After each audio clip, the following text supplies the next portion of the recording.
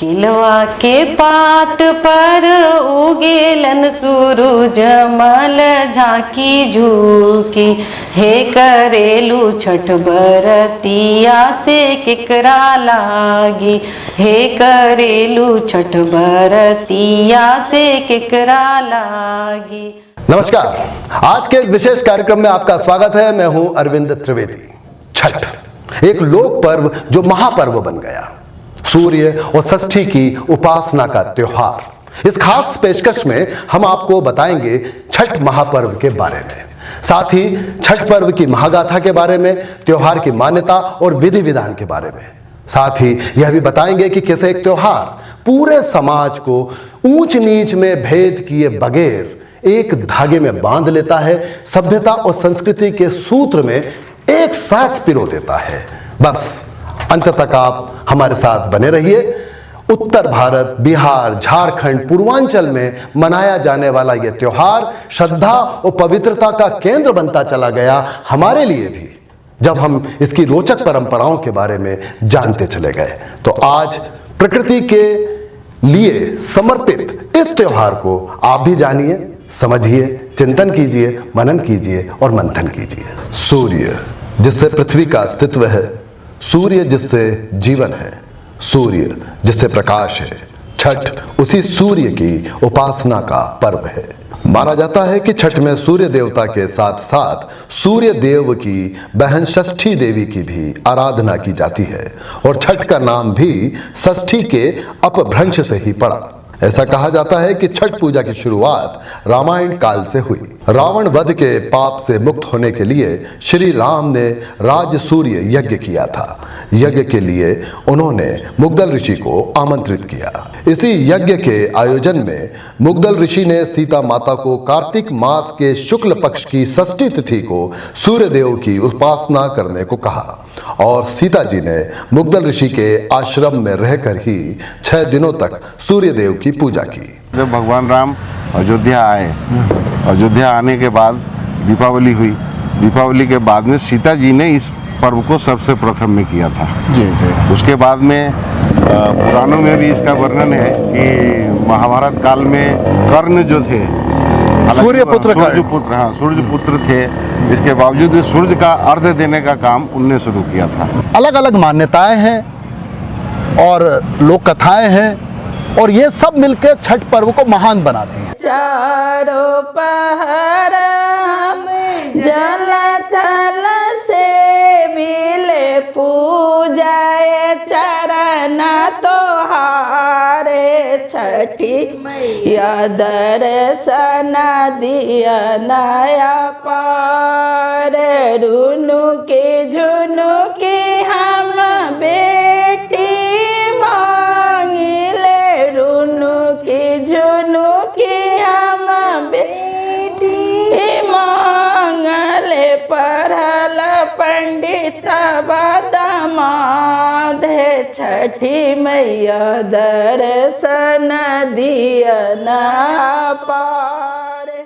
छठ पर्व की शुरुआत से जुड़ी एक मान्यता राजा प्रियवंद से भी जुड़ी हुई है। बताया जाता है कि राजा प्रियवंद को कोई संतान नहीं थी। उन्होंने संतान प्राप्ति के लिए यज्ञ किया। उन्हें पुत्र की प्राप्ति हुई, लेकिन पुत्र मरा हुआ था। इससे दुखी होकर राजा प्रियवंद ने अपने प्राण त्यागने की ठानी। ठीक उसी समय देवी देवसेना प्रकट हुई। साथ में वो खीर भी राजा प्रियवंद के लिए लेकर आई थी। उन्होंने राजा से उनकी उपासना करने को कहा। राजा प्रियवंद ने ऐसा ही किया और उन्हें पुत्र रत्न की प्राप्ति हुई। देवसेना सृष्टि के मूल के छठे अंश से उत्पन्न हुई देवी थी। उन्हें षष्ठी कहा गया और कार्तिक शुक्ल षष्ठी को व्रत और पूजा की शुरुआत हुई। छठ एक व्रत है और कठिन व्रत है। ये पूरी तपस्या वाली व्रत है जिसमें कि आपको शुद्धता का काफी ध्यान रखना है। आपको बहुत ही श्रद्धा भाव से शुद्ध होकर समर्पण कर मन में, मतलब तन से तो आप व्रत करेंगे ही, आप मन से भी व्रत करना होगा आपको। और कठिन व्रत है, इसलिए इसको महापर्व कहा गया है। छठ पर्व इतना महान पर्व है और सारी प्रकृति के कारकों को जोड़कर इस पर्व को मनाया जाता है। आपको लकड़ी का उपयोग होता है, आपको मिट्टी का उपयोग होता है, इसमें जो सीजनल फल है उसका सारा उपयोग होता है, जो आपके उपज हो रहे हैं उस समय उसका फल होता है। आपको अग्नि की पूजन करते हैं, हवन करते हैं, सूर्य को। All are the worships with the nature for the nature है ये। 4 दिन के इस महापर्व का हर दिन महत्वपूर्ण होता है। जानते हैं कैसे की जाती है इस महापर्व में चारों दिन अलग अलग विधि विधान के साथ पूजा। कार्तिक शुक्ल चतुर्थी को नहाए खाए के साथ शुरू होता है छठ महापर्व। नहाए खाए के दिन हम लोग सिर को मिट्टी से धोते हैं, तुलसी की मिट्टी से, और स्नान करने के बाद पवित्र होकर हम लोग शुद्ध अरवा चावल से चावल बनाते हैं, चने की दाल और लौकी की सब्जी बनाते हैं, घी से, सेंधा नमक से, और उसमें तुलसी डालते हैं। फिर हम अपने खाने को निकालते हैं, भगवान के लिए भोग निकालते हैं। उसमें से पहले गाय के लिए निकालेंगे, फिर अग्नि प्रज्वलित करेंगे, उसमें धूप देंगे, छठ माता का आह्वान करेंगे, बुलाएंगे, उनको भोग लगाएंगे। फिर तुलसी और जल हाथ में लेकर उनसे अनुमति मांगे कि माँ मैं आपके प्रसाद को ग्रहण करूँ। फिर उनसे अनुमति मांगकर फिर मैंने वो प्रसाद को ग्रहण किया। अब मैं रात को फिर यही खाना को खाऊंगी, फिर रात से मैं कुछ नहीं खाऊंगी। फिर कल, आज की रात, फिर कल पूरा दोपहर, शाम 3 बजे मैं भगवान नहाकर सूर्य भगवान को जल देने के बाद, उसके बाद नाक पर से सिंदूर करके शुद्ध कपड़ा पहन के फिर मैं खरना का प्रसाद बनाऊंगी। उसमें गुड़ का खीर बनाऊंगी और एक शुद्ध दूध का खीर बनाऊंगी और पूड़ी बनाऊंगी। उसके बाद प्रसाद बनाने के बाद मैं नैवेद्य निकालूंगी। नैवेद्य मिट्टी के पात्र में निकालूंगी और उस पूजा करूंगी। उसमें तुलसी का पत्ता, केला, और छठ माता का कल पूजा होगा। उनकी पूजा करने के बाद उस समय हम दरवाज़ा बंद करके पूजा करेंगे। उस समय कोई भी स्टिच लगा हुआ कपड़ा नहीं पहनेंगे, सिर्फ एक साड़ी पहनेंगे, बाल खुले होंगे, कोई भी बंधन नहीं होगा शरीर में। हमारी प्रार्थना स्वीकार होगी। उसके बाद पूजा करने के बाद हम अपने लिए खाना निकालेंगे और उस प्रसाद को फिर अनुमति मांग के छठ माता से कि माँ आपका प्रसाद ग्रहण करूँ, फिर ग्रहण करूँगी। अगर उस दौरान किसी तरह की आवाज़ हो जाती है या कोई टोक देता है तो हमको उसी समय हाथ जोड़ लेना और छोड़ देना है। इसलिए घर के लोग ध्यान रखते हैं कि किसी तरह का आवाज़ नहीं हो। उसके बाद प्रसाद ग्रहण करने के बाद फिर हम हाथ जोड़ लेंगे और उस समय से फिर अन्न पानी सब बंद हो जाएगा।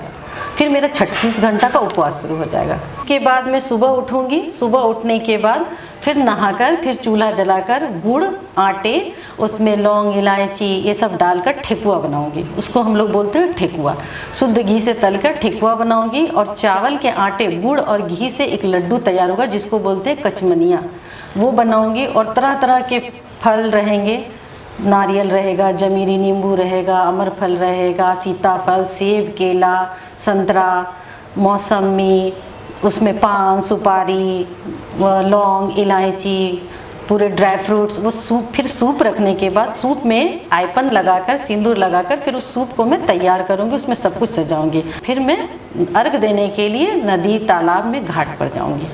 फिर डूबते हुए सूर्य भगवान को अर्घ दूंगी।